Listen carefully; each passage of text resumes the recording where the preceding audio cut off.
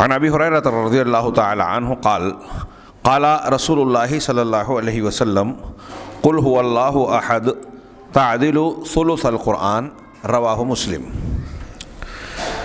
محترم بزرگوں، جیتانہ جمعیت اہل حدیث کے ذمہ داران اور میرے بھائیوں، میں نے خطبہ مسنونہ کے بعد قرآن کی سب سے مختصر صورتوں میں سے ایک صورت اور اسی کی فضیلت سے متعلق صحیح مسلم کی ایک روایت آپ حضرات کے سامنے پڑھی۔ سورۃ الاخلاص، قل هو اللہ احد کو سورۃ الاخلاص کہا جاتا ہے۔ آج کے درس میں اختصار کے ساتھ سورہ اخلاص کی فضیلت میں جو میں نے حدیث پڑھی اس کی شرح شیخ عبد الرحمن بن ناصر السعدی نے جو کی ہے اسے اپنے الفاظ میں اختصار کے ساتھ پیش کرنا چاہتا ہوں۔ اس ضمن میں ہم سورۃ الاخلاص کی پوری لمبی چوڑی اور گہرائی سے تفسیر بیان نہیں کر رہے ہیں، آج اس کا مقصود نہیں ہے، صرف ایک فضیلت، اور اس فضیلت کو بیان کرتے ہوئے سورت کا کچھ معنی اور مفہوم بھی بیان ہو جائے گا۔ لیکن جیسا کہ میں نے عرض کیا کہ یہ تفصیلی تفسیر اور اس کے جوانب، مختلف جانب اور پہلوؤں کو پیش کرنے کا موقع نہیں ہے۔ آئیے سب سے پہلے اس کی فضیلت کی طرف میں اشارہ کروں۔ سورہ اخلاص ہر بچے کو یاد ہوتی ہے اور ہونی چاہیے۔ اللہ رب العالمین نے اس صورت میں فرمایا قل هو اللہ احد، آپ کہیں کہ اللہ ایک ہے، اکیلا ہے، اللہ ایک ہی ہے۔ اس سورہ کے شان نزول میں روایتوں میں یہ بیان کیا جاتا ہے کہ مشرکین مکہ جناب محمد رسول اللہ صلی اللہ علیہ وسلم کی خدمت میں حاضر ہوئے اور ان سے کہا، آپ سے کہا کہ اللہ اپنے نبی، اپنے رب اللہ رب العالمین کا نسب بیان کرو۔ جیسے دنیا میں انسانوں کا فلاں کے والد وہ، فلاں کے والد وہ، اور وہ فلاں خاندان برادری کا، تو ایسے ہی انہوں نے کہا کہ اپنے رب کا نسب بیان کرو۔ اس کے جواب میں اللہ رب العالمین نے یہ سورہ نازل فرمائی۔ یہ ان کا سوال گستاخانہ سوال تھا اور عقیدہ توحید، اللہ رب العالمین کی معرفت اور عظمت کے تقاضوں کے خلاف تھا۔ چنانچہ انتہائی شاندار اور زبردست جواب دیا کہ اللہ تبارک و تعالیٰ کے بارے میں یہ سوال کرنا ہی غلط ہے۔ کیوں؟ اس لیے کہ اللہ تبارک و تعالیٰ دنیا کے انسانوں کی طرح نہیں ہے کہ جس طرح یہاں ہر کوئی کسی کا بیٹا ہے اور پھر وہ کسی کا باپ ہے، کسی کا شوہر ہے اور عورتیں کسی کی بیوی ہے۔ اللہ رب العالمین ان رشتوں اور ان نعتوں یا نسب کے ان امور سے کہیں بالاتر ہے، جو اس سورے میں اللہ رب العالمین نے فرمایا۔ کہا قل هو اللہ احد، کہہ دیجئے کہ اللہ ایک ہے، اللہ ایک ہی ہے، اللہ الصمد، اللہ الصمد ہے، ہاں یعنی بے نیاز ہے، تمام لوگ اس کے محتاج ہیں، وہ کسی کا محتاج نہیں ہے۔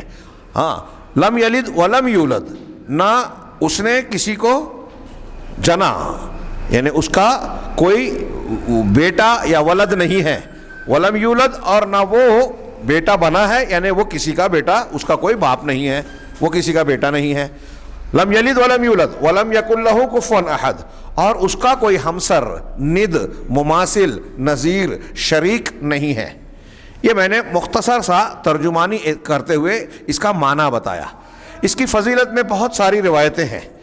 مثال کے طور پہ صحیح بخاری میں ام المومنین حضرت عائشہ صدیقہ رضی اللہ تعالی عنہ فرماتی ہیں کہ آپ نے ایک سریہ بھیجا، فوج کا ایک ٹکڑا کسی مہم پر بھیجا جائے جس میں رسول اللہ صلی اللہ علیہ وسلم نہیں ہے تو اس کو، اس دستے کو، فوجی دستے کو سریہ کہا جاتا ہے۔ آپ نے ایک فوجی دستہ بھیجا اور اس میں ایک شخص کو ذمہ دار یا امیر بنایا۔ اب وہ لوگوں کو نماز پڑھاتا تھا، تو اس حدیث میں یہ ہے کہ جب بھی وہ لوگوں کو نماز پڑھاتے ہوئے قرات کرتا تھا، نماز میں جو جہری نمازیں ہیں الحمدللہ رب العالمین، اور اس کے بعد قرآن کی کچھ حصے کی تلاوت کرتا تھا، تو اختتام میں خاتمہ کرتے ہوئے وہ سورہ اخلاص ضرور پڑھتا تھا، قل هو اللہ احد۔ قرآن کا کوئی بھی حصہ دوسری جگہ سے پڑھے جہری رکعتوں میں، ساتھ میں وہ قل هو اللہ احد بھی پڑھتا تھا۔ تو صحابہ کرام نے لوٹنے کے بعد جناب محمد رسول اللہ صلی اللہ علیہ وسلم کو اس کی اطلاع دی کہ وہ ایسا ایسا کیا کرتے تھے۔ آپ نے کہا اس سے پوچھو کہ وہ ایسا کیوں کرتا تھا۔ لوگوں نے جا کے سوال کیا تو انہوں نے کہا کہ صحابی رسول نے کہا کہ انہا صفت الرحمن، یہ قل هو اللہ احد جو ہے یہ رحمان کی صفت ہے، رحمان کی صفت ہے، اور میں اسے بہت پسند کرتا ہوں، اس سے محبت کرتا ہوں۔ تو اللہ کے نبی صلی اللہ علیہ وسلم نے بتایا، اس نے فرمایا کہ جا کے اسے خبر کر دو کہ تمہاری اس محبت کی وجہ سے اللہ تعالیٰ بھی تم سے محبت کرتا ہے۔ سوچئے ایک بندے کے لیے اس سے بڑھ کر عزت و اکرام کی، شرف اور مقام کی بات کیا ہو سکتی ہے کہ نبی کی زبان رسالت سے صلی اللہ علیہ وسلم ان کو یہ خوشخبری ملے کہ اللہ تعالیٰ اس سے محبت کرتا ہے، اور اللہ جب محبت کرتا ہے تو رسول بھی کریں گے۔ یہ بخاری کی ایک روایت ہے جو سند کے ساتھ ام المومنین سے مروی ہے۔ امام بخاری نے ہی تعلیقاً حضرت انس بن مالک رضی اللہ تعالیٰ عنہ کی ایک دوسری روایت نقل کی ہے۔ وہ کہتے ہیں کہ اللہ کے رسول صلی اللہ علیہ وسلم کے ایک صحابی، انصار کے ایک صحابی جو ہیں، وہ قباء کی مسجد میں، قباء کے علاقے میں مسجد میں جو ہے لوگوں کی امامت کیا کرتے تھے۔ سورہ فاتحہ پڑھنے کے بعد وہ کوئی بھی سورہ پڑھنے سے پہلے، وہاں بات کا ذکر ہے پہلی والی روایت جو میں نے بیان کی، اس میں یہ ہے کہ کوئی بھی دوسرے، اور وہ پہلی والی روایت بخاری کے ساتھ مسلم میں بھی ہے، اور یہ صرف بخاری میں ہے جو دوسری بیان کر رہا ہوں تعلیقاً، تو کہتے ہیں کہ کوئی بھی دوسری سورہ پڑھنے سے پہلے وہ قل هو اللہ احد پڑھتے تھے، پہلے قل هو اللہ احد پڑھتے، پھر کوئی دوسرے سورے پڑھتے۔ ہاں، تو ان سے دوسرے لوگوں نے کہا کہ آپ ایسا کیوں کرتے ہیں؟ سورہ فاتحہ پڑھ لینے کے بعد جو ہے اگر قل هو اللہ احد آپ نے پڑھی ہے تو دوسری مت پڑھیے، اور دوسری پڑھنی ہے تو اسے مت پڑھیے۔ تو انہوں نے کہا کہ میں اس صورت کو بہت پسند کرتا ہوں، مجھے اس سے بہت محبت ہے، مجھے اس میں لذت ملتی ہے، اور میں ایسے ہی پڑھنا پسند کرتا ہوں۔ اگر تمہیں یہ چیز ناپسند ہے تو تم مجھ سے کہہ دو، میں تمہاری امامت نہیں کروں گا۔ لوگوں نے کہا کہ یہ ہمارے درمیان افضل ہے، قرآن کو جانتے ہیں، لہذا ان کو ہٹانا پسند نہیں کیا۔ لیکن نبی کریم صلی اللہ علیہ وسلم کو اس کی خبر دی۔ آپ نے ان کو بلا کر پوچھا کہ جب لوگ منع کر رہے ہیں تو تم نے ایسا کیوں نہیں کیا؟ کہا اللہ کے رسول، میں اس سے محبت کرتا ہوں، اس صورت سے مجھے بے حد محبت ہے۔ اللہ کے نبی صلی اللہ علیہ وسلم کہا کہ تمہاری اس صورت سے محبت کرنے کی وجہ سے اللہ نے تم کو جنت میں داخل کر دیا، تم کو جنت میں داخلے کا فرمان متعین کر دیا۔ یہ ایک دوسری فضیلت والی بات ہوئی۔ اسی طریقے سے اس صورت کی فضیلت میں ایک روایت یہ ہے کہ اللہ کے نبی صلی اللہ علیہ وسلم سے حسن درجے کی روایتیں ہیں، کئی روایتوں میں ہیں کہ اگر کوئی شخص 10 مرتبہ قل هو اللہ احد پڑھتا ہے، 10 مرتبہ پڑھتا ہے تو اللہ تعالیٰ جنت میں اس کے لیے ایک محل تعمیر کرتا ہے۔ یہ سن کر حضرت عمر نے کہا کہ ہم تو اور زیادہ پڑھیں گے۔ اللہ کے رسول نے جواب دیا کہ اللہ تعالیٰ بھی اور زیادتی کرنے والا اور پاکیزگی والا ہے، اس کے یہاں خزانے میں کوئی کمی نہیں ہے، وہ نہیں تھکے گا، اس کے یہاں کوئی دقت نہیں ہے تم کو اجر و ثواب دینے میں۔ یہ اللہ کے رسول صلی اللہ علیہ وسلم سے ایک روایت یہ ثابت ہے، مختلف طرق سے، بعض ضعیف ہیں، بعض جید ہیں، بعض حسن کے درجے تک پہنچتی ہیں۔ بہرحال ایک تیسری روایت، تیسری چیز جو میں آپ کو صرف اشارہ کر دوں کہ صبح اور شام کے اذکار میں بستر پر آنے کے وقت بھی اللہ کے نبی صلی اللہ علیہ وسلم اسے پڑھتے تھے۔ آپ نے فرمایا کہ اگر کوئی شخص شام کو، ایک روایت ہے لمبی، صحابی آپ کو ڈھونڈتے ہوئے آئے، بہت تاریکی اور بارش کا موسم تھا، آپ نے کہا کہ اگر کوئی شخص شام میں قل هو اللہ احد، قل اعوذ برب الفلق، قل اعوذ برب الناس، یہ معوذات پڑھ لیتا ہے تو یہ اس کے لیے کافی ہے اس رات میں۔ صحیح درجے کی روایت ہے۔ اسی طریقے سے آپ کا ایک معمول تھا کہ جب آپ بستر پر سونے آتے تو قل هو اللہ احد، قل اعوذ برب الفلق، قل اعوذ برب الناس، ان تینوں کو پڑھ کر اپنی دونوں ہتھیلیوں پر دم کرتے، چہرے سے اس کو چہرے پر پھیرتے، اور پھر سر سے لے کر جہاں تک ہاتھ جاتا اسے پھیرتے تھے۔ اس سے آدمی گویا محفوظ ہو جاتا ہے۔ ہاں، یہ نبی صلی اللہ علیہ وسلم کا دم کرنے کا گویا مسنون طریقہ ہے، اپنے آپ کو دوسروں سے نہیں کروانا ہے، خود کو کرنا ہے۔ تو اللہ کے نبی صلی اللہ علیہ وسلم صبح اور شام کے اذکار میں، سونے کے وقت کے اذکار میں بھی اس کی فضیلتیں بیان کرتے ہیں، صبح شام میں 3 مرتبہ پڑھا جائے۔ اب یہ اس کی ان فضیلتوں کے علاوہ جو روایت میں نے پڑھی، ہاں، صحیح مسلم کی، حضرت ابو ہریرہ رضی اللہ تعالیٰ عنہ کہتے ہیں، اس روایت اور اس کی تھوڑی سی تشریح پر آپ غور کیجئے۔ اللہ کے رسول صلی اللہ علیہ وسلم نے فرمایا کہ قل هو اللہ احد تعدل ثلث القرآن۔ یہ صحیح مسلم کی روایت ہے۔ حدیث کی دوسری کتابوں میں بھی مختلف الفاظ سے یہ بات موجود ہے کہ آپ کا فرمان ہے کہ قل هو اللہ احد یعنی سورہ اخلاص تعدل ثلث القرآن، یہ 1/3 قرآن کے برابر ہے، 1/3 قرآن کے برابر ہے۔ اس صورت کی فضیلت میں اللہ کے نبی صلی اللہ علیہ وسلم نے ان الفاظ کے ساتھ بعض دوسری حدیثوں میں وارد ہے کہ آپ نے لوگوں سے کہا کہ تم میں سے کیا کوئی شخص یہ نہیں کر سکتا کہ رات میں جو ہے 1/3 قرآن کی تلاوت کر لے؟ صحابہ نے کہا کہ ہمارے لیے یہ دقت کی بات ہے، تو آپ نے کہا کہ سورہ فاتحہ پڑھ لو، سورہ اخلاص پڑھ لو، یہ ثلث قرآن کے برابر ہے۔ ہاں، اس حدیث میں اس سلسلے میں سورہ اخلاص کی اور قرآن کے دوسرے صورتوں اور آیتوں کی فضیلت میں بہت ساری جھوٹی، ضعیف، منکر روایتیں بھی ہیں. یہ میں نے جو بیان کیا آپ لوگوں کے سامنے، کوشش کی کہ یا تو انتہائی صحیح ہیں یا کم از کم حسن درجے کی روایتیں ہیں.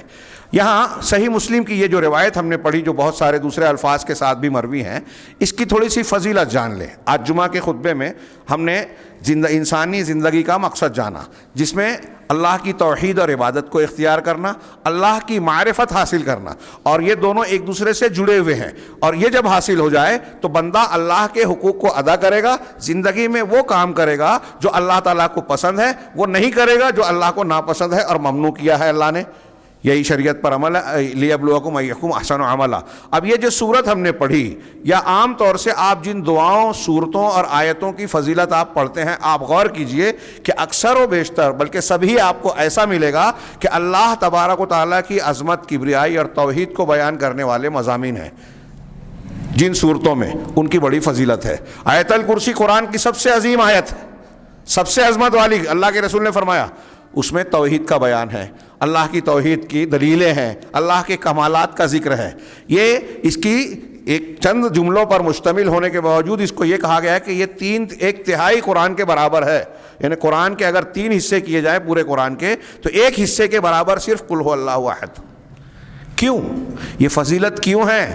یہ اسی وجہ سے کہ یہ رحمان کی صفت ہے، اس میں توحید ہے. عبد الرحمن بن ناصر السعدی رحمہ اللہ کہتے ہیں کہ اس حدیث کو کہ قرآن سورہ اخلاص 1/3 قرآن کے برابر کیسے ہے، اس کی توجیہ علماء نے بہت سارے اقوال اور تفصیل کے ساتھ کی ہے، جس میں سب سے بہتر توجیہ یہ ہے کہ اس سورۃ کریمہ میں جو عظیم الشان معانی ہیں، توحید کے معنی اور ایمان کی بنیاد اور جڑوں کے معنی، ہماری زندگی کے مقصد اور ضروری چیز سے متعلقہ باتیں اس میں جس طریقے سے سمٹی ہوئی ہیں، تو یہ تمام مقامات جلیلہ قرآن مجید میں پھیلے ہوئے ہیں. قرآن مجید کے 1/3 مضامین اس پر مشتمل ہے.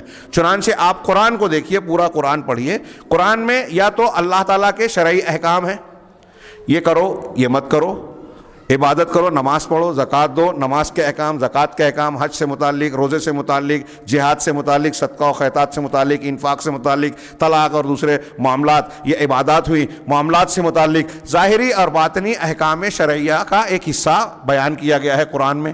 پورے قرآن میں اگر احکامات اور معاملات و عبادات کو الگ کریں تو سمجھ لیجئے لگ بھگ 1/3 ہو جائے گا.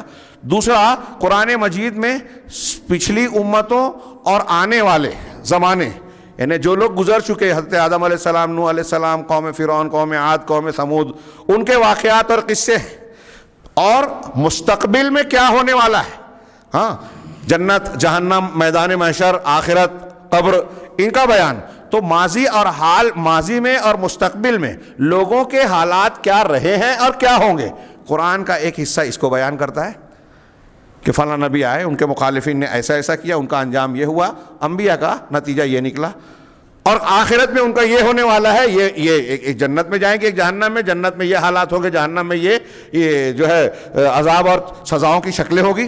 یہ تفصیلات قرآن کا ایک حصہ ہے. اور تیسرا، قرآن توحید اور اللہ رب العالمین سے متعلقہ علوم و معارف ہیں جو جسے تتعلق ہو، جو اللہ تعالیٰ کے اسماء و صفات سے جڑے ہوئے ہیں، اس کی وحدانیت اور اللہ کے کمال سے جڑے ہوئے ہیں، اور اس بات سے جڑے ہیں کہ اللہ تبارک و تعالیٰ ہر عیب سے پاک ہے، ہر نقص اور خامی سے بالا تر ہے، اور اللہ تبارک و تعالیٰ مخلوقات میں کسی کی طرح نہیں ہے. کوئی اللہ کی طرح، مخلوقات میں سے کوئی اللہ کی طرح، اللہ کسی کے جیسا نہیں ہے، کوئی اللہ کے جیسا نہیں ہے. قرآن کا 1/3 حصہ یہ مضمون بیان کرتا ہے، توحید کو، اللہ کے اسماء و صفات کو، اللہ تعالیٰ کی توحید کی دلیلوں کو، توحید کی جو ضد ہے شرک، اس کے رد پر مشتمل ہے قرآن کا 1/3 حصہ. تو اب یہ قرآن کے جو 3 حصے کیے، ایک حصہ احکام و مسائل ہیں، ایک حصہ خبریں ہیں ماضی کی اور مستقبل کی، اور ایک حصہ اللہ کی توحید اور اس سے متعلقہ باتوں پر ہے. تو ان 3 حصوں میں جو تیسرا حصہ بیان کیا ہم نے کہ توحید اور اس سے متعلقہ امور قرآن میں بہت تفصیل سے بیان کیے گئے ہیں، ان مضامین کو سورۃ الاخلاص یعنی قل هو اللہ احد اپنے اندر انتہائی جامع شکل میں سمیٹے ہوئے ہے، انتہائی جامع انداز میں سمیٹے ہوئے ہے.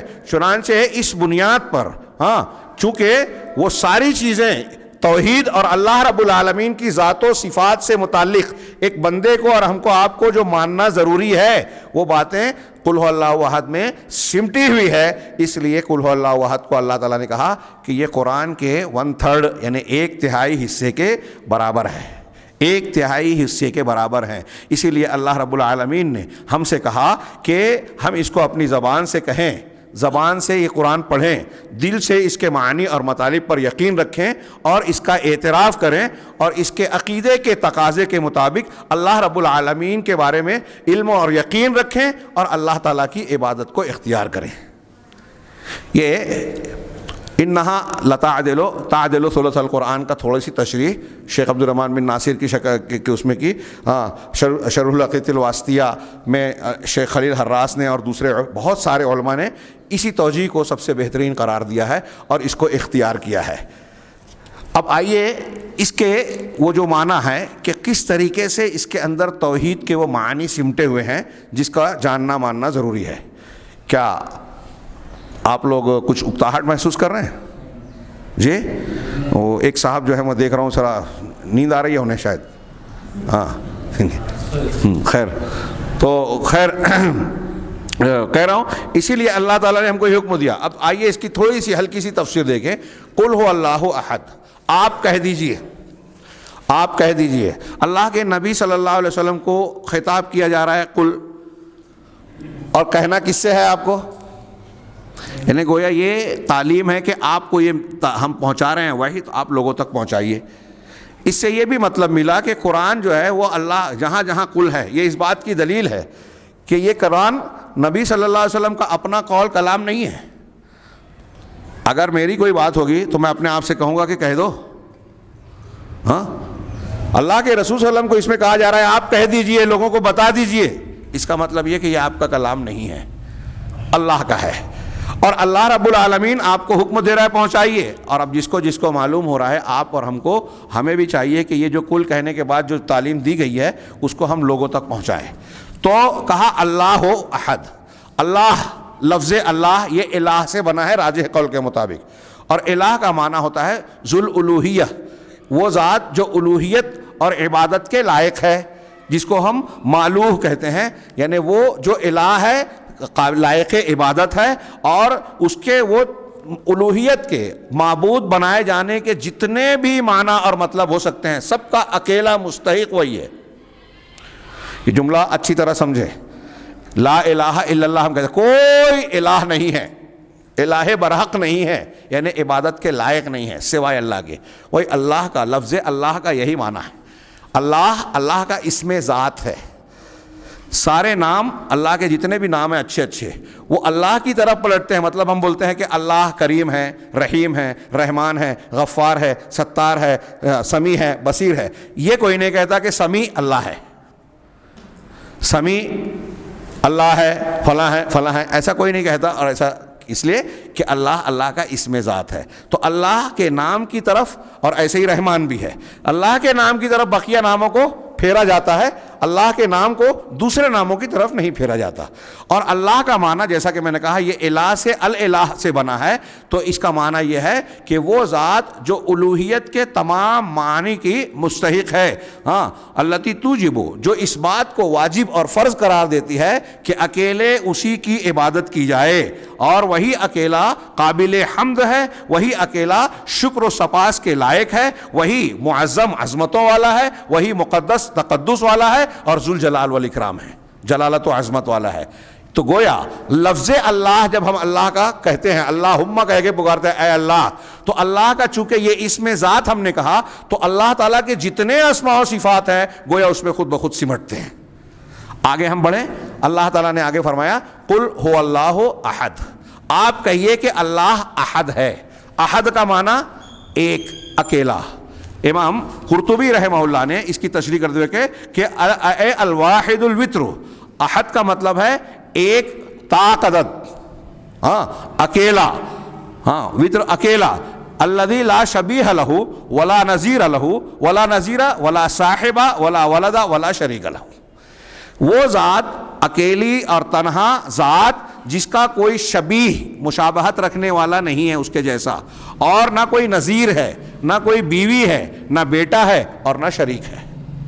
ہاں کچھ علماء نے کہا الذی لا مثیل لہ ولا عدیل، جس کا کوئی برابر اور ہمسر، ہم پلہ اور اس کے مقابل کا، اس کی جوڑ کا کوئی ہے ہی نہیں، وہ ہے احد. اگر اللہ کے جیسا کسی بھی طرح سے کوئی دوسرا آ جائے تو اللہ تبارک و تعالیٰ کا اکیلا پن یا احدیت باقی نہیں رہ جائے گی. جب ہم نے یہ کہا کہ اللہ احد ہے تو کیا مطلب؟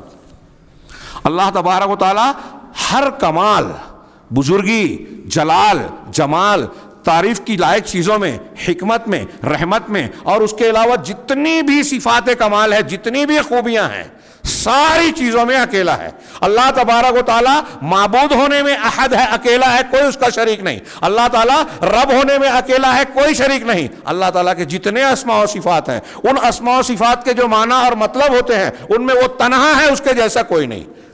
اب اللہ تعالیٰ کو ہم کہہ رہے ہیں وہ عالم الغیب و شہادہ ہے، اور کوئی شخص کہہ رہا ہے کہ رسول اللہ صلی اللہ علیہ وسلم بھی یا اہل بیت میں حضرت علی بھی عالم الغیب و شہادہ ہے اللہ کی طرح، اس نے شرک کیا، اس نے اللہ کو احد نہیں مانا. اگر کوئی شخص، ہم کہتے ہیں کہ مردوں کو زندہ کرنے والا صرف اللہ ہے، اب کوئی شخص شیخ عبد القادر جیلانی یا کسی ولی اور پیر کے بارے میں یہ کہتا ہے کہ انہوں نے مردوں کو زندہ کر دیا، یا ان کے اندر یہ طاقت، شکتی اور یہ ایسی ایسی قوت اور خوبی تھی، چاہے وہ یہ مانے کہ اللہ نے ان کے اندر دیا، تو اس نے اللہ کو احد نہیں مانا. ہاں تو اس معنی میں آپ لفظ احد پر غور کیجئے، اللہ کا نام ہے. میں نے جیسا کہ کہا کہ ہم تفصیلی طور سے تفسیر میں نہیں جا رہے ہیں، ہاں سرسری اور اختصار کے ساتھ گفتگو کر رہے ہیں. یہاں صرف اتنا غور کیجئے کہ اللہ جی کو جب ہم نے احد کہا تو ہر کمال میں، ہر جمال میں، ہر خوبی میں ہم اللہ کو مان رہے ہیں کہ اکیلا ہے، کامل ہے. تھوڑی دیر کے لیے سوچئے جو میں کہہ رہا ہوں. ہر خوبی میں اللہ اکیلا ہے، مطلب اس کے جیسا کوئی نہیں اور وہ کسی کی طرح نہیں. اللہ زندہ ہے، حیات والا، تو جیسی اللہ کی حیات ہے ویسی کسی کی حیات نہیں ہے. اللہ قیوم ہے، ویسا قیوم کوئی نہیں ہے. اللہ سمیع، سننے والا ہے، تو جیسا اللہ سننے والا ہے نہ کوئی مخلوق ویسی ہے، نہ اللہ کسی مخلوق کی طرح ہے. اللہ بصیر ہے، دیکھنے والا. اب آپ سوچئے کیسے؟ ہم دیکھ رہے ہیں نا، ہم دیکھ رہے ہیں کہ نہیں؟ آپ سے پوچھ رہا ہوں. دیکھ رہے ہیں؟ آپ کی میری آنکھ ہے، اس سے دیکھتے ہیں، ہے نا؟ ہمارا دیکھنا، ہم بھی دیکھ رہے ہیں، اللہ بھی دیکھ رہا ہے. ہمارا دیکھنا اور اللہ کا دیکھنا ایک جیسا ہے کیا؟ یہ دیکھنا، رؤیت، بصر، لفظ ایک ہے، معنی ایک نہیں ہے. اب یہاں آپ سوچئے کہ آپ بھی دیکھ رہے ہیں، میں بھی دیکھ رہا ہوں، ہے نا؟ انسان ہیں ہم. ابھی ہمارے یہاں بکریاں ہیں، کتے ہیں ہمارے سامنے، ان کی بھی آنکھ ہے، یہ بھی دیکھتے ہیں. ان کا دیکھنا اور ہمارا دیکھنا ایک جیسا ہے؟ بہت سے جانور ہیں، پرندے ہیں، ہوا میں اڑنے والے پرندے ہیں، پانی میں جینے والے آبی حیوانات ہیں، مچھلیاں اور بہت سارے دوسرے حیوانات. مچھلی بھی دیکھتی ہے، ہوا میں اڑنے والا گدھ بھی دیکھتا ہے، عقاب، چیل، کوے یہ بھی دیکھتے ہیں. سب کا دیکھنا ایک جیسا ہے کیا؟ ہم نے جب کہا دیکھنا یا آنکھ، تو دیکھنے کا مطلب سب کا دیکھنا ہو سکتا ہے جو دیکھنے والے ہیں، آنکھ سب کی آنکھ ہو سکتی ہے جو آنکھ والے ہیں.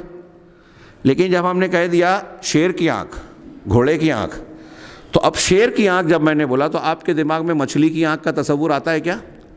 الو کی، چمگادڑ کی آنکھ، گھوڑے کی آنکھ کا تصور آئے گا؟ صرف میں نے کہا شیر کی آنکھ، آنکھ کے ساتھ ایک اضافت لگا دی تو آپ کسی دوسرے کی آنکھ کا مطلب نہیں سمجھتے. تو جب مخلوق کی ایک ہی چیز میں، آنکھ میں اتنا فرق ہے، ایک ہی صفت میں، تو خالق اور مخلوق کی صفت میں کیسے مناسبت ہو سکتی ہے، ایک جیسا ہو سکتا ہے؟ سوچئے تھوڑی دیر کے لیے. اور اللہ رب العالمین نے انہی الفاظ کو جو ہم سمجھتے ہیں، دیکھنا، سننا، رحم کرنا، یہ اس لیے اللہ کے لیے بھی استعمال کیا کہ اگر ان کی اللہ کی صفات کے لیے دوسرے کوئی لفظ استعمال کرتا، قرآن اور حدیث میں استعمال ہوتا، تو ہم اس کا مطلب سمجھتے ہی نہیں. اس لیے الفاظ وہی استعمال کیے، لیکن ساتھ ساتھ کہہ دیا کہ کوئی اس کے جیسا نہیں. وہ احد ہے، احد ہے، اکیلا ہے، تنہا ہے. اللہ رب العالمین کا اکیلا ہونا اس بات کی دلیل ہے کہ وہ ہر اعتبار سے کامل ہے، جمال میں، جلال میں، عظمت و کبریائی میں، حی ہونے میں، سمیع ہونے میں، بصیر ہونے میں، ہر کمال میں وہ اکیلا ہے، تنہا ہے، مکمل ہے، کوئی کمی نہیں. احدیت ہم نے جب مانی تو اللہ تبارک و تعالیٰ کے ہر کمال کو مانا. اور احدیت جب ہم نے مانی تو اللہ تعالیٰ کے شریک، اگر اللہ کا کوئی شریک ہو جائے یعنی ہم نے کسی کو چاہے وہ 2% کا ہی شریک پارٹنر مان لے تو اللہ احد رہ جائے گا کیا؟ اب ہم اللہ کے لیے عبادت کرتے ہیں اور کہہ رہے ہیں اللہ احد ہے، یعنی عبادت میں، عبادت کا لائق ہونے میں وہ اکیلا ہے نا۔ اب کسی نے اگر کسی قبر کے سامنے سجدہ کیا، قبر کا طواف کیا، کسی بزرگ کو پکارا یا شیخ عبد القادر جیلانی المدد، جو یہ کہہ رہا ہے وہ قل اللہ احد مان رہا ہے کیا؟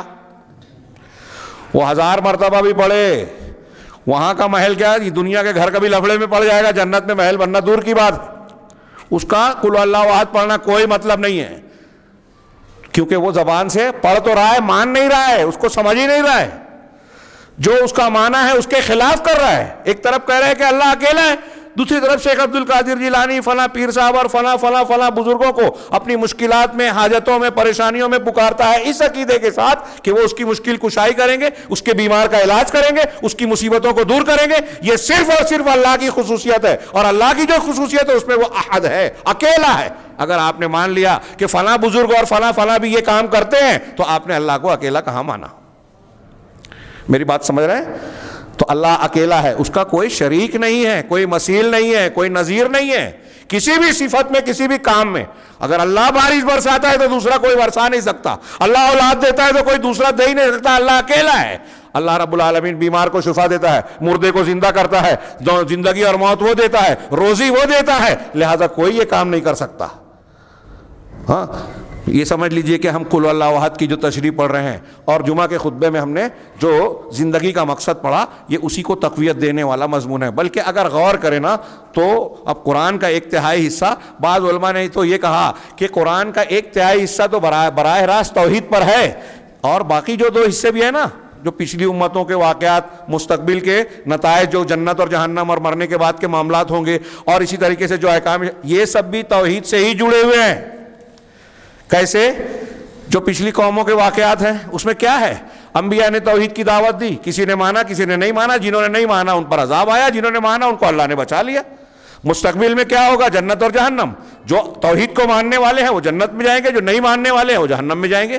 تو توحید کا ہی نتیجہ ہو رہا ہے یہ ماننے اور نہ ماننے کا۔ اسی طریقے سے اگر کوئی آدمی توحید کو مانتا ہے تو اللہ نے جو احکامات بتائے ہیں کہ نماز پڑھو، روزہ رکھو، حج کرو، والدین کی فرما برداری کرو، لوگوں کے ساتھ اچھے اخلاق سے پیش آؤ، نرم بات کرو، نیکی کا حکم دو، برائیوں سے روکو، اس پر عمل کرے گا۔ اور جو اللہ نے منع کیا ہے توحید کو اگر ماننے والا ہوگا تو اللہ نے کہا ہے کہ شرک مت کرو، بدعت و خرافات مت کرو، نبی کی مخالفت مت کرو، سنت کے خلاف مت جاؤ، اللہ کے رسول کے سامنے دوسروں کی پیرو، کتنے بھی بڑے بزرگ ہوں، ہوا میں اڑے پانی پہ چلے، ان کی بات نہ مانو، رسول کی بات مانو، غیبت مت کرو، چغلی مت کرو، جھوٹ مت بولو، گالی گلوچ مت کرو، بد اخلاقی نہ کرو۔ یہ اگر ہم نے مانا تو یہ توحید کی تکمیل ہے، توحید کے تقاضے کو پورا کرنا ہے۔ اس اعتبار سے پوری کی پوری شریعت توحید سے جڑی ہوئی ہے، پورا قرآن توحید سے جڑا ہوا ہے۔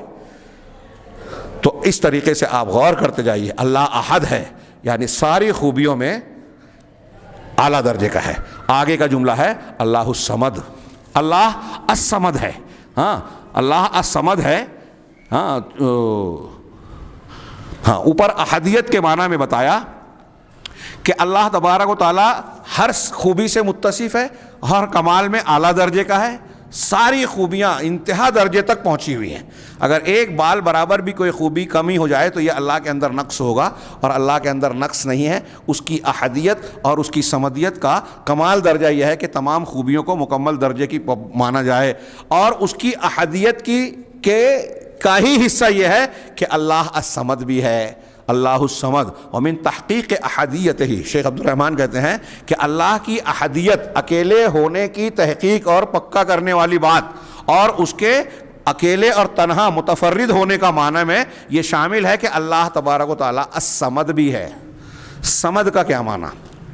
ہاں اللہ رب العالمین کے اسماء و صفات کے معنی پر غور کیجئے، بڑا مزہ آتا ہے، ایمان مضبوط ہوتا ہے، اللہ تعالیٰ پر ایمان بڑھتا ہے، خوشی ملتی ہے، آپ کے دل کو سکون ملے گا، اور اس کے بعد جب اللہ کے اس نام کے ساتھ آپ ذکر کریں گے، دعا کریں گے تو آپ کو زیادہ فائدہ ہوگا۔ ہاں اللہ الصمد ہے۔ صمد کا کیا معنی؟ اللہ کے جتنے نام ہیں سب بہترین نام ہیں، اسماء حسنی ہیں، اور ہر نام اپنے معنی میں انتہائی کامل اور گہرائیوں کا حامل ہے، اس کے تقاضے ہیں، اس کے ساتھ جڑی ہوئی عبادت ہے۔ اب اللہ احد کہنے کے بعد کہا اللہ الصمد، اللہ الصمد ہے۔ ہم لوگ ترجمہ کرتے ہیں عام طور سے الصمد کا کہ اللہ بے نیاز ہے۔ ترجمہ غلط نہیں ہے لیکن پورا بھی نہیں ہے۔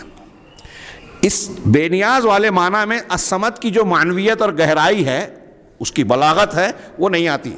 ہمارے یہاں غنی کا ترجمہ بھی ہم بے نیاز ہی کرتے ہیں۔ تو صمد کا معنی کیا؟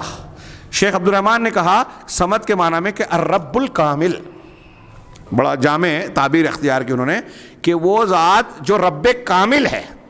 اس میں کامل پر غور کیجئے، رب کا معنی ہم پڑھتے ہیں، رب یعنی پالنہار، پرورش کرنے والا، آقا، متصرف، مالک، سارے معنی اس میں شامل ہیں۔ اللہ رب العالمین رب ہے، رب العالمین ہے سارے جہانوں کا۔ تو رب کے معنی میں کیا ہے؟ پیدا کرنے والا وہ ہے، نظام چلانے والا وہ ہے، ہماری یا مخلوق کی جتنی بھی ضروریات ہے اس کو پورا کرنے والا وہ ہے، روزی وہ دیتا ہے، بارش وہ بتاتا ہے، کھانا وہ کھلاتا ہے، کپڑا وہ پہناتا ہے، ہاں ہماری ہر چیز کا، کائنات کا نظام، دن اور رات کا نظام وہ چلاتا ہے۔ یہ اس کی ربوبیت، اس کے کام ہیں۔ تو اللہ کے جتنے کام ہیں اس کی ربوبیت میں آتے ہیں۔ تو کہا رب کامل، صمد کا معنی یعنی وہ رب، وہ پالنہار جو کامل ہے، اس کے اندر کوئی کمی خامی نہیں ہے، کوئی نقص نہیں ہے۔ ہاں اسی لیے حضرت ابن عباس رضی اللہ تعالیٰ عنہ نے الصمد کا معنی بتاتے ہوئے کہا کہ وہ ذات جو تمام خوبیوں میں کامل ہے۔ تو انہوں نے تشریح کی وہ علم والا، علیم جو اپنے علم میں کامل ہے، وہ سید، سردار، آقا جو اپنی سعودت میں، آقائیت میں کامل ہے، مکمل ہے، انتہا کو پہنچا ہوا ہے جہاں سرداری اور سیادت ختم ہو جاتی ہے۔ وہ حلیم جو اپنے حلم میں کامل ہے، وہ غنی جو اپنے غنا میں کامل ہے، وہ حی جو اپنی حیات اور زندگی میں کامل ہے۔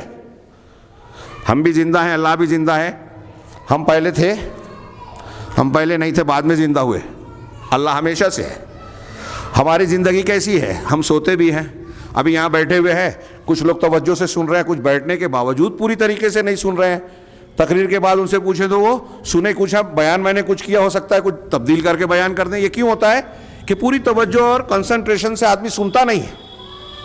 آپ کا جتنا کنسنٹریشن کم ہو گیا، توجہ کم ہو گئی، اتنا زیادہ آپ غافل کہلائیں گے، آپ کی زندگی میں کمی ہوگی۔ ایک آدمی زندہ اس وقت کہلاتا ہے زندہ رہنے کی جتنی علامات ہیں، دیکھنا، سننا، حرکت کرنا، کام کرنا، یہ جتنا زیادہ اچھا استعمال کریں گے تو بولیں گے بڑا زندہ آدمی ہے۔ ایک آدمی اگر بیمار پڑ کے کھاٹ پر لیٹ جائے، چلنے پھرنے سے قاصر ہو جائے، سانس چل رہی ہے، اس کو کھانا کھلایا جا رہا ہے، پیشاب پاخانہ کرایا جا رہا ہے، تو لوگ بولتے ہیں ارے زندہ لاش ہے۔ زندہ لاش کیوں بولتے ہیں؟ زندہ لاش زندہ اس لیے بولتے ہیں کہ سانسیں چل رہی ہیں، دل دھڑک رہا ہے۔ لاش کیوں بولتے ہیں؟ کہ کام دھندہ نہیں کر سکتا، حرکت نہیں کر سکتا، زندگی کے لیے جو ضروری حرکت و عمل ہے اس سے وہ بیچارہ معذور ہو گیا ہے، تو کہتے ہیں زندہ لاش ہو گیا۔ مطلب یہ کہ زندہ رہنے میں انسان کے اعتبار سے بھی وہ زندگی کامل ہے جس میں وہ دوڑ دھوپ کر سکے، بات چیت کر سکے، اپنی ضرورت کو پورا کرنے کے لیے جو کرنا چاہیے کہ انسان کو کر سکتا ہے کرنا چاہیے، تو کہیں گے زندگی ہے۔ اب اللہ رب العالمین کی زندگی، ہماری زندگی اور اللہ کی زندگی، اللہ کی زندگی حیات کامل ہے۔ ایک تو ہم پیدا ہوئے، آگے مر جائیں گے، اللہ ہمیشہ سے ہے اور ہمیشہ رہے گا۔ اللہ تعالیٰ کی زندگی ایسی ہے کہ کوئی بھی غفلت نہیں آتی ہے نا۔ اللہ لا الہ الا ھو الحی القیوم لا تأخذہ سنۃ ولا نوم، اللہ اس کے سوا کوئی معبود برحق نہیں ہے، وہ الحی ہے، القیوم ہے، اسے نیند اور اونگ نہیں آتی، موت تو دور کی بات، وہ اونگتا بھی نہیں ہے۔ اگر اللہ اونگ جائے تو پوری کائنات کا نظام درہم برہم ہو جائے۔ آپ ایک کانچ کا برتن لے کے کھڑے ہوں، ہاں اونگ آنے لگے گی، ہر ہاتھ سے گر جائے گا، ٹوٹ جائے گا۔ پوری کائنات کو اللہ تعالیٰ سنبھالے ہوئے القیوم ہے، جو بذات خود قائم ہے اور دوسروں کو قائم رکھا۔ ہم خود سے قائم ہیں کیا؟ ہم سانسیں خود سے لے رہے ہیں، پیدا خود سے ہوئے، خود جی رہے ہیں، جینے کے سامان ہم نے خود فراہم کیے۔ اللہ کے زندہ رکھنے سے ہم زندہ ہیں۔ ایک سانس نہیں لے سکتے اگر اللہ نہیں چاہے، تو ہم قائم ہیں اس کے قائم رکھنے سے۔ اللہ کو کوئی قائم رکھنے والا نہیں ہے، ہم محتاج ہیں، ہم ہی نہیں، کائنات کی ہر چیز اپنے وجود میں محتاج ہے اللہ کی، اللہ کسی کا محتاج نہیں ہے۔ یہ سمجھ کے معنی میں شامل ہے۔ اور القیوم، خود قائم رہنے کے لیے خود کے اندر پاور ہونا چاہیے، دوسروں کو قائم رکھنے کے لیے اس پاور کا استعمال اور طاقت، قدرت، حکمت، یہ چیزیں ہونی چاہیے۔ اللہ پوری کائنات کو سنبھال رہا ہے، اس کا مطلب سنبھالنے کی طاقت ہے؟ پیدا کرنے کی قوت ہے, قدرت ہے, حکمت ہے, علم ہے, تبھی تو یہ سب کر رہا ہے. غور کرتے جائیے اس پہ, میں بہت اختصار سے بول رہا ہوں, آگے بڑھتے ہیں. اللہ رب العالمین نے فرمایا کہ وہ الصمد ہے. شیخ نے کہا کہ صمد کا معنی رب کامل اور سید العظیم, کامل رب اور عظیم آقا, جو ساری ضروریات اپنے ماننے والے اپنے بندوں کی مخلوقات کی پوری کرتا ہے.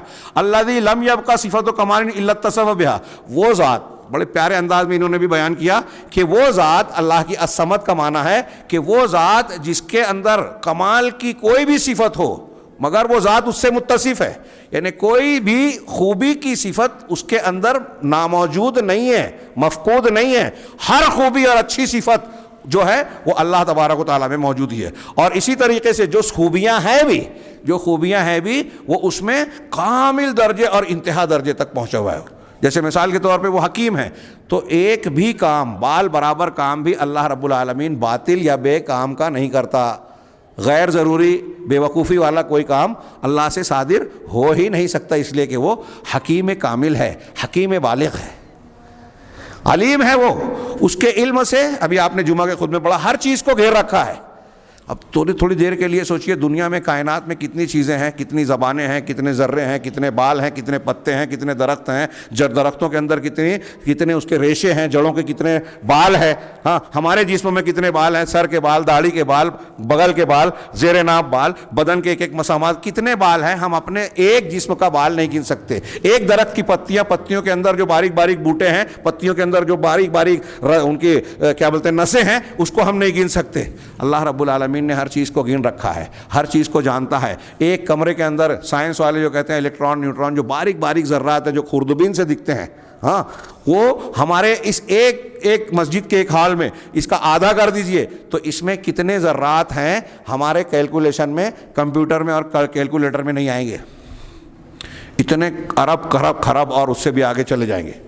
ایک چھوٹا سا ایک ہاتھ کا جو غبارہ ہوتا ہے نا, ایک غبارہ, ہمارے یہاں پھگا بھی کہتے ہیں, غبارہ سمجھ رہے ہو, ایک پھگے میں جتنی ہوا ہوتی ہے نا, اس کے بارے میں سائنس والے کہتے ہیں کہ 13 ملین بلین جو ہے اس کے اندر ذرات ہوتے ہیں تقریباً, کم سے کم. ایک غبارے میں اس میں کتنے ہوں گے؟ پھر پوری مسجد میں, جیتانہ میں, اب جیتانہ ہی پوری دنیا نہیں, اب بڑھتے جائیے. یہ دنیا کتنی بڑی ہے, لیکن جس کہکشاں میں یہ دنیا ہے, اس دنیا میں اس کہکشاں میں یہ ایک نقطے کے جیسی ہے. سورج اس سے کئی لاکھ گنا بڑا ہے, سورج سے کئی کروڑ گنا بڑے بڑے ستارے موجود ہیں ایک کہکشاں میں. کتنے ستارے ہیں نہیں معلوم, کتنی کہکشائیں نہیں معلوم, کتنی وسیع اور عریض چیز ہے کائنات ہے. اللہ تعالیٰ ہر چیز کو پیدا کرنے والا, ہر چیز کو سنبھالنے والا, ہر چیز کے حالات کو ظاہر باطن سے جاننے والا ہے. ہم اس زمین پر دل میں کچھ سوچ رہے ہیں, پہلا آسمان 500 سال کے فاصلے پر, دوسرا اس سے 500 سال, تیسرا ہر آسمان 500 سال کے فاصلے پر, 7ویں آسمان سے کرسی اور کرسی سے عرش 500 سال کے فاصلے پر. اس کے اوپر اللہ مستوی ہے اور ہماری دل کی دھڑکنیں سنتا ہے, چونٹی کی چال کو سنتا ہے. کائنات کا کوئی بھی انسان, سارے انسان ایک وقت میں کوئی بات بولے سب کی بات سنے گا, بات ہی نہیں سنے گا سب کی نیت بھی جانے گا کہ کون خلوص سے اللہ سے مانگ رہا ہے, کس کے دل میں خلوص نہیں ہے, کون کس جذبے سے بول رہا ہے. یہ ہے سمد کہ ہر خوبی میں اللہ کامل ہے. اللہ تعالیٰ ہر چیز جانتا ہے, ہر بال کو جانتا ہے, ماضی حال کو جانتا ہے, مستقبل کو جانتا ہے. ہاں, اس دری کے اندر ایک ریشے کو, اس کے نیچے زمین کے جتنے ذرات ہیں سب کو جانتا ہے. اگر ایک ذرہ, کائنات کا ایک ذرہ اللہ کے علم سے باہر ہو جائے تو جتنا باہر ہوگا اتنی اللہ کے اندر جہالت آ جائے گی. جہالت خامی ہے, نقص ہے, اور اللہ الصمد ہے, یعنی خامیاں نہیں ہیں اس کے اندر, خوبی مکمل ہے. علم جب مکمل ہم مان رہے ہیں تو ہم یہ کہیں گے کہ کائنات, ماضی حال, مستقبل, چھپی ظاہر باطن, کوئی ایک چیز بھی اللہ کے ذہن علم میں ایک بال برابر, ایک ذرہ برابر بھی چیز اللہ کے علم سے باہر نہیں ہے. کامل کا یہ معنی غور کیجئے. تو شیخ نے کہا کہ وہ ذات جو متصف ہے ہر خوبی سے اور اس میں کمال سے, اس حیثیت سے, بحیث لا تحیط الخلائق ببعض تلک الصفات, اس طرح سے کہ مخلوقات ان بعض صفات کا بھی احاطہ نہیں کر سکتے اپنے دلوں کے ذریعے سے.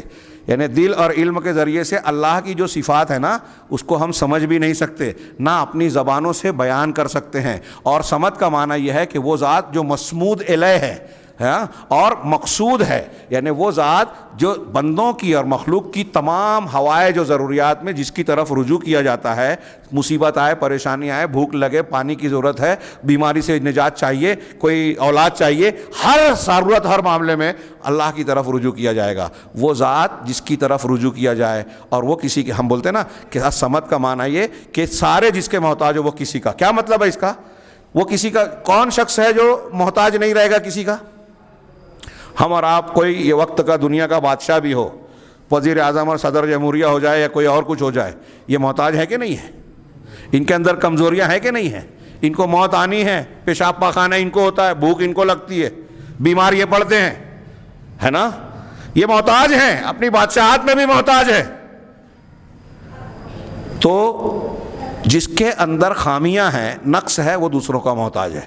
جب اللہ رب العالمین میں کوئی خامی ہے ہی نہیں، ہاں، اس کی طاقت میں کمی نہیں ہے، اس کے علم میں کمی نہیں ہے، اس کی حکمت میں کمی نہیں ہے، اس کے نظام کو چلانے ملک اور سلطنت میں کوئی کمی نہیں ہے۔ جب کوئی کمی نہیں ہے تو اس کو کسی کی کوئی ضرورت کہاں سے ہو سکتی ہے؟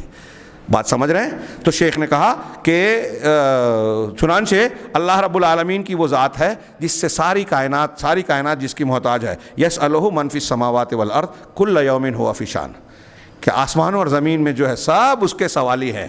یا ایھا الناس انتم الفقراء الی اللہ، اے دنیا کے لوگوں تم سب کے سب اللہ کے در کے فقیر ہو۔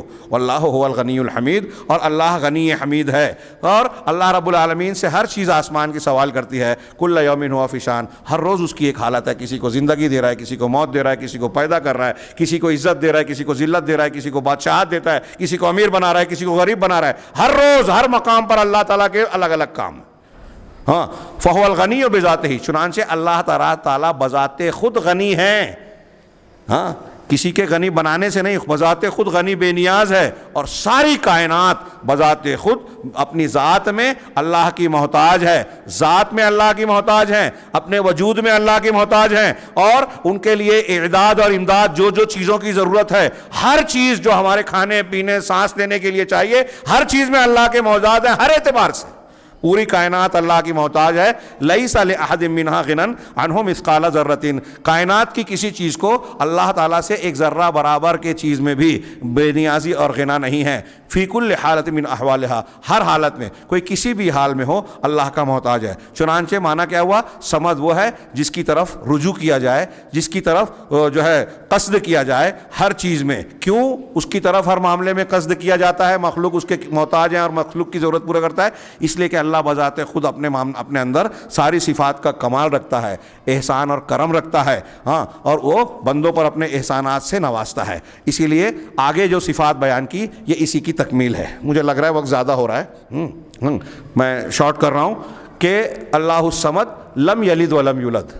بعض لوگوں نے کہا کہ صمد کی تفسیر آگے وہی ہے جو اللہ تعالیٰ نے بیان کی ہے، کہ نہ جس کا کوئی بیٹا ہے، نہ خود وہ کسی کا بیٹا ہے۔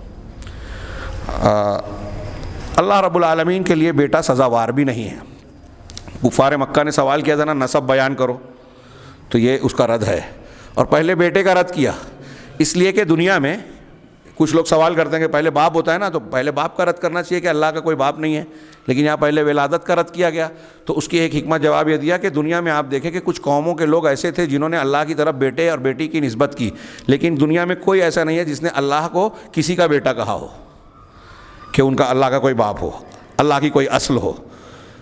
تو یہود کہتے ہیں عزیر اللہ کے بیٹے، نصارہ نے کہا عیسیٰ اللہ کے بیٹے، مشرکین نے کہا فرشتے اللہ کے بیٹے۔ اللہ تعالیٰ نے جگہ جگہ ان کا رد کیا۔ مسلمان بیٹا بیٹی تو نہیں کہتے، مسلمان تقریباً سب متفق ہیں، گمراہ لوگ بھی، لیکن مسلمانوں میں دوسرے انداز میں لوگ یہ کہتے ہیں کہ وہی جو مستوی رشتہ خدا بن کر اتر پڑا ہے مدینہ میں مصطفیٰ بن کر۔ مسلمانوں میں کچھ لوگ ایسے ہیں جو اللہ کی صفات کو اپنے اولیاء بزرگوں میں کہ وہ بھی زندہ کرنے والے ہیں، وہ بھی ایسے ہیں، وہ بھی جو ہے وہ مرنے کے بعد جو ہے کہیں بھی آتے جاتے ہیں، سب کی سنتے ہیں، حاضر ناظر ہوتے ہیں، اس طرح کی باتیں جو اللہ کی خصوصیات ہیں لوگوں میں بیان کرنے کی کوشش کرتے ہیں مخلوقات میں۔ تو بہرحال جو بیٹے کا تعلق یا اس بات بعض جگہوں پر پایا جاتا ہے۔ اللہ تعالیٰ نے کہا لم یلد ولم یولد، اللہ کی شان وہ ہے جس نے کوئی بیٹا، نہ اس کا کوئی بیٹا ہے نہ وہ کسی کا بیٹا ہے۔ یہاں نقطے والی بات ہے کہ ابھی آپ نے سنا الصمد ہے، وہ بے نیاز ہے، اس کو کسی کی ضرورت نہیں۔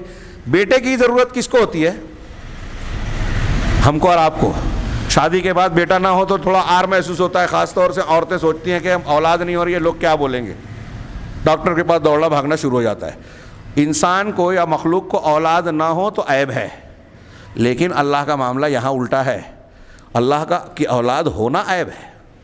اسی لیے جن لوگوں نے اللہ کو الگ بیٹے کا وہ کہا قرآن میں وقت نہیں ہے اس لیے اشارہ کر رہا ہوں، بہت سخت کئی تقاد السماوات یتفطرن منہ، سورہ مریم پڑھیے، اس میں آیتیں ہیں کہ یہ جو رحمان کے لیے دعویٰ بیٹے کی دعویٰ کر رہے ہیں، اس سے آسمان پھٹ سکتا ہے، زمین شک ہو سکتی ہے، پہاڑ ریزہ ریزہ ہو سکتا ہے۔ ان دعوا للرحمن ولدا، رحمان کے لیے بیٹے کا دعویٰ کیا، تو یہاں تو اللہ نے کہا کہ اللہ نے پیدا نہیں کیا، یعنی اللہ سے کوئی پیدا نہیں ہوا۔ دوسری جگہوں پہ کہا الحمدللہ الذی لم یتخذ ولدا، کہ پاک ہے وہ ذات جس نے بیٹے کو بیٹا بنایا نہیں۔ ایک ہوتا ہے بیٹا پیدا ہونا، ایک ہوتا ہے بیٹا بنا لینا۔ عیسائیوں میں کچھ لوگوں نے حضرت عیسیٰ کو بیٹا کہا، کچھ لوگوں نے کہا بیٹا بنا لیا، تھے نہیں بنا لیا، دونوں کی تردید کی اللہ نے۔ اور قرآن میں کئی آیتوں میں، یہاں میرے سامنے کچھ دلیلیں لکھی ہوئی ہے لیکن اس کے پیش کرنے کا موقع نہیں ہے، اللہ تبارک و تعالیٰ نے کہا کہ وَقَالُوا اتَّخَذَ الرَّحْمَنُ وَلَدًا سُبْحَانَهُ، ہاں، کہ اس کی وجہ بتائی کہ اللہ پاک ہے، اس کو بیٹے کی ضرورت ہے ہی نہیں۔ اور پھر آگے کہا کہ آسمان اور زمین سب تو اسی کا ہے، وہ سب کو پیدا کرنے والا ہے، سب اللہ کی فرما برداری کر رہے ہیں۔ دنیا میں باپ کماتا ہے، پراپرٹی بناتا ہے تو سوچتا ہے میرا وارث ہو، ہاں، حضرت زکریا نے دعا کی کہ اللہ ربی حبلی من الصالحین یرثنی ویرث آل یعقوب، کہ میرا وارث ہو اور آل یعقوب کا وارث، ایسا بیٹا تو دے، نیک بیٹا۔ تو دنیا میں انسان کا وارث بنتا ہے بیٹا۔ اللہ رب العالمین کو بڑھاپا، موت، نیند، اونگ آنے والی ہے کیا؟ کسی سہارے کی ضرورت ہے کیا؟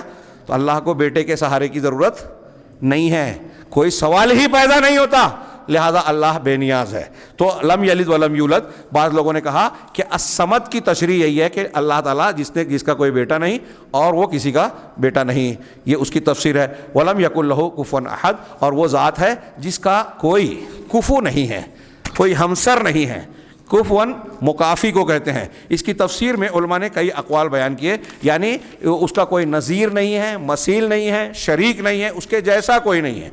لیس کمثلہ شیء وہو السمیع، اللہ کے جیسا، اللہ کے مثل کوئی ہے ہی نہیں، بالکل لا تضربوا للہ الامثال۔ لہذا دنیا میں جو لوگ قیاس کرتے ہیں نا کہ دنیا میں بادشاہ کے پاس وسیلے کی ضرورت پڑتی سفارش کی، تو اللہ کے پاس بھی جو ہے ہم کو وسیلہ چاہیے، یہ اللہ تعالیٰ کو مثال مت دو، مخلوق کے جیسا مت سمجھو۔ دنیا میں تم سوچ رہے ہو تمہارا نسب ہے، ہمارا خاندان ہے، تو تم نے سوال کیا کہ اللہ تبارک و تعالیٰ کا نسب بیان کرو، یہ سوال ہی غلط ہے۔ اللہ تعالیٰ کو دنیا کے لوگوں یا مخلوق پر قیاس مت کرو، ہاں، وہ ان سے کہیں بالا تر ہے۔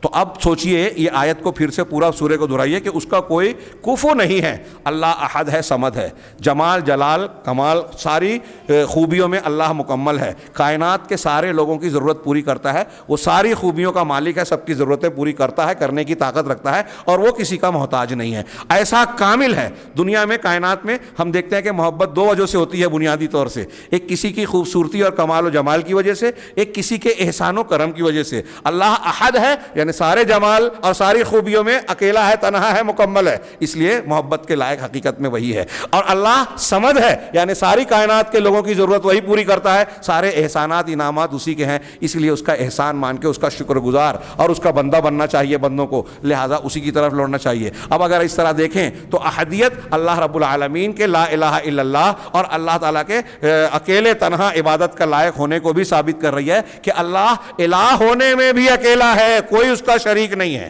یہ معنی خود بخود اس میں آ گیا۔ اور یہی تمام انبیاء کی تعلیم ہے، جیسا کہ ہم نے جمعہ میں سنا، تمام کتابیں، تمام انبیاء اور اللہ کی جو نازل شدہ شریعتیں ہیں، اس کی بنیاد اصل الاصول یہی ہے کہ اس کی توحید کو اختیار کیا جائے، اللہ کو ایک اور اکیلا مانا جائے، عبادات میں، ربوبیت میں، اسماء و صفات میں، اس کی جتنی خوبیاں ہیں سب میں وہ تنہا ہے، اس کے کسی حق میں کوئی شریک نہیں ہے۔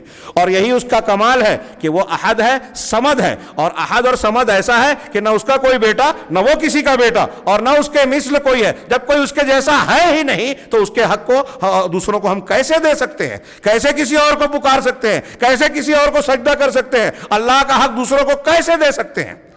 اگر اس اعتبار سے آپ غور کرتے جائیں تو قل هو اللہ احد اللہ الصمد یہ توحید کے جو ضروری مطالب ہیں اس میں سمٹے ہوئے ہیں. اور دنیا کا کوئی بھی انسان اگر حق کا تلاش کرنے والا ہے, ہاں اگر وہ کسی بھی مذہب کے گھر میں پیدا ہوا ہو, یہودیوں کے یہاں, نصرانیوں کے یہاں, جین مذہب کے یہاں, ہندو دھرم کے یہاں کسی بھی پیدا ہوا ہو, اور اگر وہ قل هو اللہ احد اللہ الصمد کے معنی کو اچھی طریقے سے سمجھ لے اور جان جائے کہ اللہ ایسا ہے, تو وہ فوراً کلمہ پڑھ لے گا. اس کا دل کہے گا, اللہ کی توفیق نہ ہو ایک الگ بات ہے, وہ کلمہ پڑھ لے گا کہ واقعی اللہ کی ذات ہی ایسی ہے جو عبادت کے لائق ہے, کوئی اور ایسا ہے ہی نہیں, کوئی اور بے نیاز ہے ہی نہیں, اور کوئی ایسا ہے ہی نہیں جس کے کوئی مثیل و نظیر نہ ہو.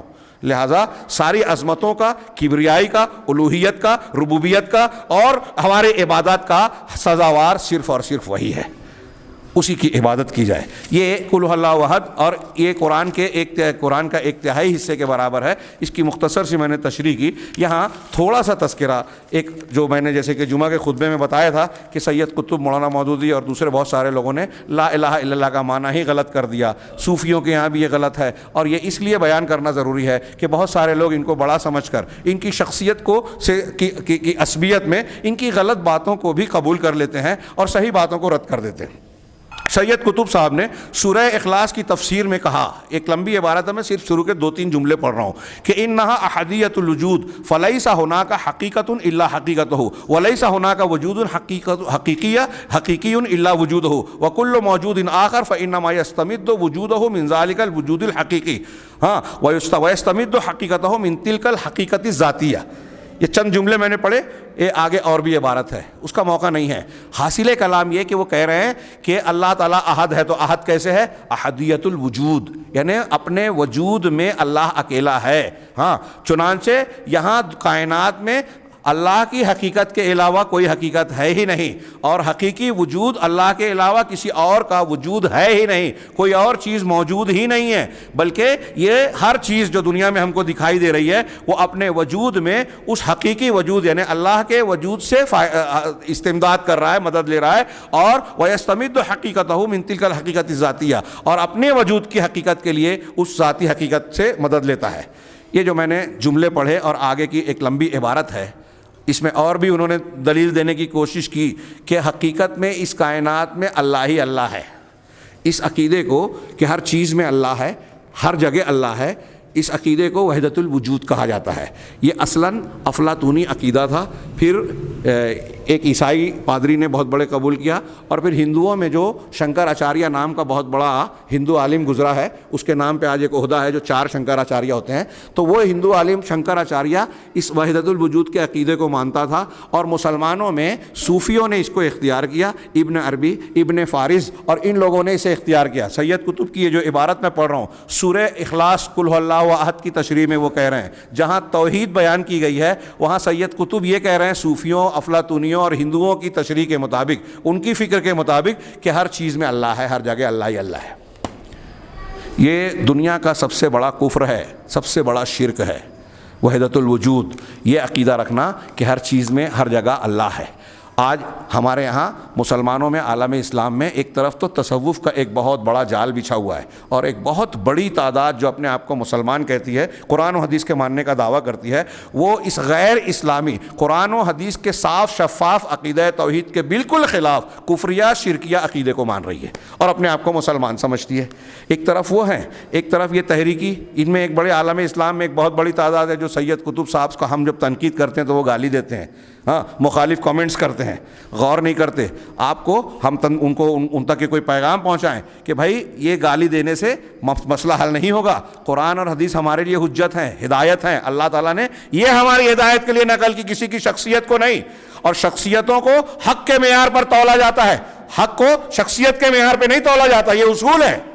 اب اگر قرآن اور سنت کے خلاف کوئی بڑے سے بڑا انسان, کوئی کتنا بھی اونچے مقام کا ہو, اگر کوئی بات کہے تو ہمارے لیے قابل قبول نہیں ہونی چاہیے. سید قطب کی یہ عبارت, اور یہاں سورہ اخلاص میں اور سورہ حدید میں هو الاول والآخر والظاہر والباطن, اس کی تفسیر میں سید قطب صاحب نے کھلے طور سے بیان کیا کہ اصل وجود اور حقیقی وجود صرف اللہ کا ہی ہے, اور ایسا نہیں ہے کہ انہوں نے سمجھا نہیں ہے, ہم نہیں سمجھ رہے ہیں.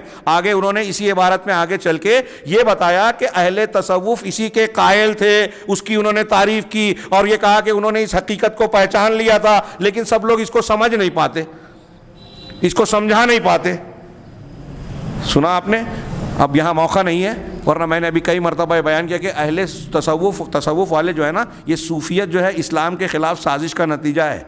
ان کے یہاں یہ کہتے ہیں کہ قرآن حدیث شرک سکھاتا ہے، توحید ہمارے قول میں۔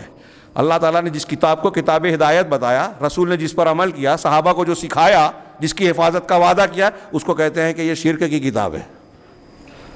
ہاں، اگر اللہ کو اور مخلوق کو آپ الگ مان رہے ہو تو آپ توحید شرک کر رہے ہو، اور اللہ کو اور مخلوق کو ایک مان رہے ہو تو آپ توحید کے الٹا۔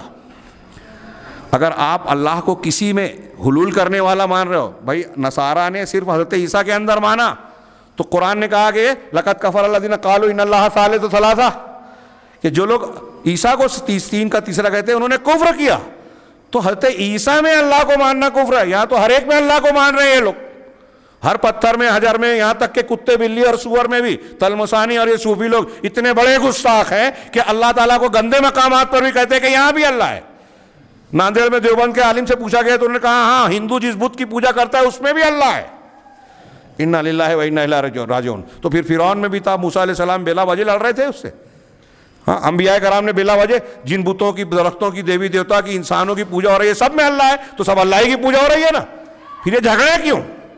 انتہائی مغالطے والا عقیدہ ہے۔ اور میں یہ عرض کرنا چاہتا ہوں کہ دیکھیے، ان لوگوں کی یہ شان مانی جاتی ہے کہ یہ بہت قرآن حدیث کے بہترین یہ ہیں اور وہ ہیں، اور نوجوانوں، کالجوں کے اسلام پسند اپنے آپ کو بولنے والے لڑکے ان لوگوں کے گرویدہ ہیں، متبع ہیں، اور نہ جانے کیا کیا ان کے شان میں کہتے ہیں۔ لیکن ان کا دیکھیے کہ اسلام اور دین کی جو بنیاد ہے لا الہ الا اللہ، قل هو اللہ احد اللہ الصمد کے بنیادی تعلیم جو قرآن، حدیث، صحابہ، تابعین، امت کے تمام معتبر مفسرین اور معتبر عقیدے کے علماء جو تفسیر کرتے ہیں، یہ اس سے ہٹ کے شرکیہ اور کفریہ تشریح کر رہے ہیں۔ اور ہمارے موجودہ دور کے لوگ بس ان شخصیتوں کے نام سے اور ان کے کچھ گلیمر کو دیکھ کر ان سے متاثر ہو جاتے ہیں۔ آج ایسا ہی دور ہے کہ فلاں کو اتنے لائک کرنے والے ہیں تو اس کے پیچھے بھاگنے لگے، وہ کتنی بھی بڑی گمراہی پیش کر رہا ہے۔ ہاں، بہت سخت اور سنگین ضرورت ہے کہ آپ اور ہم قرآن و حدیث کو صحیح راستے سے سیکھیں، علماء ربانیین سے سیکھیں، یہ بہت شدید ضرورت ہے۔ اپنے بچوں، اپنے گھروں میں اسلامی دینی تعلیم اور تربیت کا انتظام کیجئے میرے بھائیوں، ورنہ کل آپ کے گھر سے بھی کوئی لڑکی اٹھے گی، غیر مسلم سے شادی کرے گی، اسلام چھوڑ دے گی، جیسا کہ آج ہو رہا ہے۔ یہ کوئی ایسا ہی نہیں ہو رہا ہے۔ یہی چیزیں، ایک تو یا تو تعلیم حاصل نہیں کر رہے ہیں، اور کچھ لوگ تعلیم حاصل کرتے ہیں تو الٹی سیدھی تعلیم حاصل کرتے ہیں، جیسے کہ یہ یہاں ہم دیکھ رہے ہیں کہ توحید کے اور سورہ اخلاص کے معنی کو اخلاص سے ہٹا کر شرک والا معنی بنا دیا۔ فَإِنَّ لِلَّهِ وَإِنَّا إِلَيْهِ راجعون۔ میں اور لمبی کچھ گفتگو ان کے اقوال کی روشنی میں کرنا چاہتا تھا، صرف یہی نہیں اور بھی لوگوں کی گمراہیاں ہیں، لیکن جتنا میں نے ذکر کیا ہے اس اشارے کو کافی سمجھا جائے، مزید غور کیا جائے، اور قرآن و حدیث کو اللہ کے رسول صلی اللہ علیہ وسلم اور صحابہ کرام کے منہج پر سمجھنے کی کوشش کی جائے۔ اسی میں ہماری اور آپ کی نجات ہے۔ اللہ تعالی ہم سب کو نجات کے راستے پر چلنے کی توفیق عطا فرمائے اور فائز المرام بنائے۔ وآخر دعوانا ان الحمد للہ رب العالمین، وصلی اللہ علی نبینا محمد۔